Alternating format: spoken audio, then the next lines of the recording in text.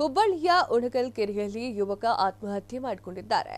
ಹುಬ್ಬಳ್ಳಿಯ ಉಣಕಲ್ ಕೆರೆಯಲ್ಲಿ ಯುವಕನೋರ್ವ ಕೆರೆಗೆ ಹಾರಿ ಆತ್ಮಹತ್ಯೆಗೆ ಶರಣಾಗಿರುವಂತಹ ಘಟನೆ ನಡೆದಿದೆ. ಹುಬ್ಬಳ್ಳಿಯ ಯಲ್ಲಾಪುರ ಓಣಿ ಪಾಟೀಲ್ ಗಲ್ಲಿಯಲ್ಲಿ ನಿವಾಸಿ ಉಸ್ಮಾನ್ ಸಾಬ್ ಸಂಧೀಮನಿ ಎನ್ನುವಂತಹ ಯುವಕ ಆತ್ಮಹತ್ಯೆ ಮಾಡಿಕೊಂಡಿದ್ದಾನೆ. ಆತ ಎಪಿಎಂಸಿಯಲ್ಲಿ ತರಕಾರಿ ವ್ಯಾಪಾರ ಮಾಡ್ತಾ ಇದ್ದ ಅಂತ ಹೇಳಿ ತಿಳಿದು ಬಂದಿದೆ. ಇಂದು ಬೆಳಗ್ಗೆ ಹುಣಕಲ್ ಕೆರೆಯಲ್ಲಿ ಹಾರಿ ಆತ್ಮಹತ್ಯೆ ಮಾಡಿಕೊಂಡಿದ್ದು, ಆತ್ಮಹತ್ಯೆಗೆ ನಿಖರ ಕಾರಣ ಇನ್ನೂ ಪತ್ತೆಯಾಗಿಲ್ಲ. ಸ್ಥಳಕ್ಕೆ ನಗರ ಪೊಲೀಸರು ಭೇಟಿ ನೀಡಿ ಪರಿಶೀಲನೆಯನ್ನ ನಡೆಸಿದ್ರು. ಮೃತದೇಹವನ್ನ ಕಿಮ್ಸ್ ಶವಗಾರಿಕೆಯಲ್ಲಿ ಹಾಕಿದ್ದಾರೆ. ಮರಣೋತ್ತರ ಪರೀಕ್ಷೆಯಲ್ಲಿ ಕಳಿಸುವಂತೆ ಆಗಿದೆ. ಈ ಕುರಿತಾಗಿ ವಿದ್ಯಾನಗರದ ಪೊಲೀಸ್ ಠಾಣೆಯಲ್ಲಿ ಪ್ರಕರಣ ದಾಖಲಾಗಿದೆ.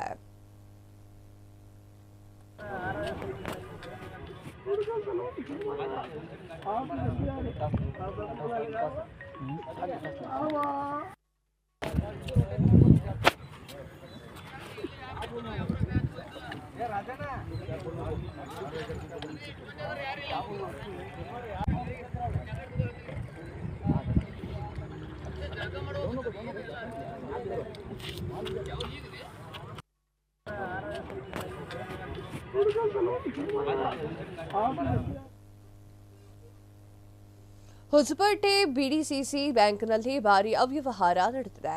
ಹೊಸಪೇಟೆಯ ಬಿಡಿಸಿಸಿ ಬ್ಯಾಂಕ್ ಮತ್ತು ಚಿಕ್ಕಜೋಗಿಹಳ್ಳಿ ಈ ಪ್ರಾಥಮಿಕ ಕೃಷಿ ಪತ್ತಿನಲ್ಲಿ ಭಾರಿ ಅವ್ಯವಹಾರ ವಾಸನೆ ಸದ್ದು ಬಡಿತಾ ಇದೆ. ಕಟ್ಟಡ ನಿರ್ವಹಣದ ಈ ಒಂದು ಹೆಸರಿನಲ್ಲಿ ಲಕ್ಷಾಂತರ ರೂಪಾಯಿಗಳ ಹಣ ವಂಚನೆ ನಡೆದಿದೆ ಅಂತ ಹೇಳಿ ಗಂಭೀರ ಆರೋಪಗಳು ಸದಸ್ಯರಿಂದ ಕೇಳಿಬಂದಿದೆ. 2019ರಲ್ಲಿ ಬಿಡಿಸಿಸಿ ಬ್ಯಾಂಕ್ನ ಕಟ್ಟಡಕ್ಕಾಗಿ 15 ಲಕ್ಷ ರೂಪಾಯಿ ಸಾಲವನ್ನ ಸಂಘಕ್ಕೆ ಮಂಜೂರು ಮಾಡಲಾಗಿತ್ತು. ಬ್ಯಾಂಕ್ ಒಪ್ಪಂದದ ಪ್ರಕಾರ 15 ವರ್ಷಗಳ ಕಂತುಗಳಿಂದ ಸಾಲ ತೀರಿಸುವ ಷರತ್ತು ಇತ್ತು. ಆದರೆ ಹೊಸ ಕಟ್ಟಡ ಕಟ್ಟದೆ ಹಳೆಯ ಕಟ್ಟಡವನ್ನೇ ಗಾರೆ ತೆಗೆದು ಸಿಮೆಂಟ್ ಪ್ಲಾಸ್ಟಿಂಗ್ ಮಾಡಿ ಸುಳ್ಳು ಲೆಕ್ಕವನ್ನ ತೋರಿಸಿದ್ದಾರೆ. ಹಣವನ್ನ ವಂಚನೆ ಮಾಡಲಾಗಿದೆ ಅಂತ ಹೇಳಿ ಸದಸ್ಯರು ಆರೋಪ ಮಾಡಿದ್ದಾರೆ. ನಿಯಮದ ಪ್ರಕಾರ ಕಟ್ಟಡ ಕಾಮಗಾರಿಗೆ ಟೆಂಡರ್ ಕರೆಯದೆ ತಾವೇ ಕೆಲಸವನ್ನ ಮಾಡಿಕೊಂಡಿರುವುದು ಸ್ಪಷ್ಟವಾಗಿ ನಿಯಮ ಉಲ್ಲಂಘನೆ ಅಂತ ಹೇಳಿ ಸಂಘದ ಸದಸ್ಯರು ಹೇಳಿದ್ದಾರೆ. ಕಟ್ಟಡ ಕಾಮಗಾರಿಗೆ ವೆಚ್ಚದ ಲೆಕ್ಕ ಕೇಳಿದ್ದಾಗಲೂ ಕೂಡ ಅಧಿಕಾರಿಗಳು ಯಾವುದೇ ಮಾಹಿತಿ ನೀಡುತ್ತಿಲ್ಲ.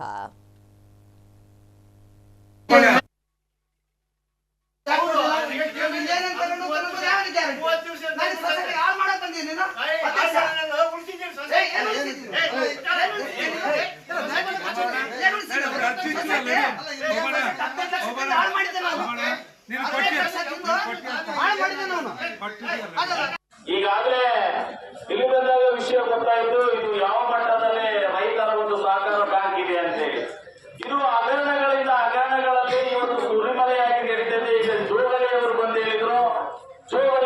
ಹೇಳಿದ್ರು ಇವತ್ತು ಗೋಡಂಗಳನ್ನ ಹಳೆ ಗೋಡಂಗಳನ್ನೇ ಹೊಸ ಗೋಡಂಗಳನ್ನಾಗಿ ಮಾರ್ಪಟ್ಟು ಹೊಸ ಗೋಡಂಗಳನ್ನು ಹೊಸ ಗೋಡಂಗಳನ್ನಾಗಿ ಮಾರ್ಪಟ್ಟು ಸುಳ್ಳು ಬಿಲ್ಲುಗಳನ್ನ ತಗೊಂಡು ಇವತ್ತು ಹಣ ಲೂಟಿ ಮಾಡುವಂತ ಪ್ರವೃತ್ತಿ ಇವತ್ತು ಸಹಕಾರ ಸಂಘ ನಡೀತಿದೆ ಅಂತ ಹೇಳ್ತಿದ್ದಾರೆ. ಒಂದು ಇನ್ನ ಎರಡನೇದು, ಇಡೀ ವಿಜಯನಗರ ಜಿಲ್ಲೆಯಲ್ಲಿರುವಂತಹ ಈ ಸಹಕಾರ ಬ್ಯಾಂಕ್ ಇವತ್ತು ರೈತರು ಬೆವರು ಸೂರಿಸಿ ಸಂಗ್ರಹ ಆಗಿರ್ತಕ್ಕಂಥ ಹಣದಿಂದ ನಡೀತಕ್ಕಂಥ ಬ್ಯಾಂಕ್ ಅನ್ನ ತನ್ನ ಸ್ವಂತ ಬ್ಯಾಂಕ್ಗಳಾಗಿ, ಸ್ವಂತ ಆಸ್ತಿಗಳಾಗಿ, ಸ್ವಂತ ಸ್ವತ್ತುಗಳಾಗಿ ಇವತ್ತು ಕೂಡೀಕೃತ ಮಾಡಿಕೊಂಡು ಇವತ್ತು ಅಧಿಕಾರ ನಡೆಸತಕ್ಕಂಥ ಪ್ರವೃತ್ತಿ ಮಾಡ್ತಾ ಇದ್ದಾರೆ.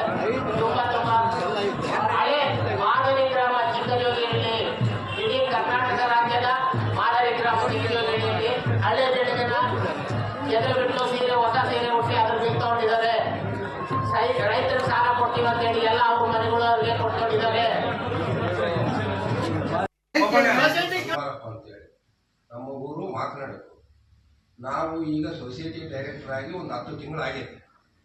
10 ತಿಂಗಳಾಗಿದ್ದ ಈಗ ಈ ಬ್ಯಾಂಕು 2019ರಾಗ ಅದೇ ಬಿಡಿಸಿಸಿ ಬ್ಯಾಂಕ್ ಅಧ್ಯಕ್ಷ ಆಗಿ, ಸೊಸೈಟಿ ಅಧ್ಯಕ್ಷ ಆಗಿ ಅದನ್ನು ದುಡ್ಡು ತಗೊಂಡು ಅಲ್ಪ ಕಾಮಗಾರಿ ಮಾಡಿ 15 ಲಕ್ಷನೂ ಅದನ್ನೇ ಪರಿಪೂರ್ಣ ಸಹಕಾರದಿಂದ ಅದು ಕೆಲಸ ಆಗಿಲ್ಲ, ಪ್ರಾಮಾಣಿಕವಾಗಿ ಆಗಿಲ್ಲ. ಅದು ಆದರೆ ನಾವು ಹೋಗ್ಲಿ ಬಿಡುವಾಗ ನಮ್ಮ ರೈತರಿಗೆ ಅನುಕೂಲ ಆಯಿತು. ಈ ಹಿಂದೆ ಖಾನಾವಸಳಿಗಿತ್ತು ಈ ಬ್ಯಾಂಕು. ಖಾನಾವಸಳಿಲಿದ್ದ ಇಲ್ಲಿ ಶಿಫ್ಟ್ ಮಾಡ್ತೀವಿ ಅಂತೇಳಿ ಸರ್ಕಾರ ಒಂದು ಸಲ ಸಾಲ ಮನ್ನಾ ಮಾಡಿ ತಿರ್ಗಾ ಮಂಜೂರಾಯಿತು. ಮಂಜೂರಾದಾಗ 2,000 ರೂಪಾಯಿ ಅಮೌಂಟು ನಮ್ಮ ದುಡ್ಡು ಸೇರ್ ದುಡ್ಡುಗಳಾಗ ಲೋನ್ ದುಡ್ಡುಗಳಾಗ ಕಟ್ ಮಾಡಿದ್ರು. ಯಾಕಂದ್ರೆ ನಾವು ಇಲ್ಲಿ ಬಿಲ್ಡಿಂಗ್ ಮಾಡ್ತೀವಿ ಅಂತ ಹೇಳಿದ್ರು ಸೆಕ್ರೆಟರಿ. ಬ್ಯಾಂಕ್ ಮಾಡ್ತೀವಿ, ಬಿಲ್ಡಿಂಗ್ ಮಾಡ್ತೀವಿ. ಆಮೇಲೆ ನಾವು ಬೇಕಾದ್ರೆ ಒಂದು ಇದು ಕೊಡ್ತೀನಿ, ರಸೀದಿ ಕೊಡ್ತೀನಿ ಅಂತ ಹೇಳಿದ್ರು. ನಾವೇನು ಮಾಡ್ತೀವಿ ಆಗ್ತದಂತ ರಸೀದಿ ತಗೊಂಡು ನಾವೇನು ಮಾಡೋಣ ಬಿಡು ಅಂತೇಳಿ ನಾವು ಈಗ ಕಾನೂನಿಗೆ ಆಗಲ್ಲ ಈ ರೀತಿ ಆಗತ್ತಂತ ನಮ್ಗೆ ಅನ್ಕೊಂಡಿದ್ದಿಲ್ಲ. ನಾವು ಸುಮ್ಮನೆ ನಮ್ದು ಈಗ ಬಿಟ್ಟಿದ್ದು ನಮ್ಗೆ ತಪ್ಪಾಗೈತೆ. ಈಗ ಅದನ್ನ ಚರ್ಚೆ ಮಾಡ್ತೀವಿ ಮೀಟಿಂಗ್ನಾಗ. ಆಮೇಲೆ ಇವಾಗ 1 ವರ್ಷಕ್ಕೆ 2 ಲಕ್ಷ ರೂಪಾಯಿ ಅಂದಾಜು ಈಗ ಸಾಲ ತೀರೈತೆ ಬ್ಯಾಂಕಿಂದು. 2 ಲಕ್ಷ ಅಂದಾಜು ನಮ್ಮ ಸೊಸೈಟಿ ರೈತರಿಗೆ ಬಾಡಿಗೆ ನಮಗೆ ಅನುಕೂಲ ಆಗತ್ತೆ, ಉಳಿತಾಯ ಆಗತ್ತೆ. ಅವ್ರು ಏನು ಮಾಡಿದ್ದಾರೆ, ಒಂದು ಖಾಸಗಿ ವ್ಯಕ್ತಿಗೆ ಕೊಟ್ಟು ಲಾಭ ಮಾಡ್ಕೊಂಡಿದ್ದಾರೆ. ಈಗ ಇಷ್ಟು 500 ಜನಗಳಿಗೆ ಅನುಕೂಲ ಆಗೋದು ಬೇಕಾ, ಒಬ್ಬರಿಗೆ ಅನುಕೂಲ ಆಗೋದು ಬೇಕಾ ಅಂತೇಳಿ ನಾವು ಕಾನೂನು ರೀತಿಯಾಗಿ ಕೋರ್ಟಿಗೆ ಹೋಗಿ ನೋಟಿಸ್ ತಂದ್ರೆ ನಿನ್ನೆ ನಮ್ಮ ಮೇಲೆ ರೌಡಿ ಜಾಬರು ಮಾಡಿದ್ದಾರೆ. ಹೊಡೆದು ನಮ್ಮ ಮೇಲೆ ರೌಡಿಗಳು ಬಿಟ್ಟು ಎಲ್ಲ ಈಗ ಇಷ್ಟಂತೂ ನಿನ್ನೆ ನಡೆದು ಗಟ್ಟಿನ ಸರ್. ನಾವೀಗ ಸುಮಾರು 5-6 ತಿಂಗಳಿಂದ ಕೋರ್ಟಿಗೆ ಆಡೋದು ನಾವೆಲ್ಲ ಬಚಿತಿ ಬಿದ್ದಿದ್ದೀವಿ.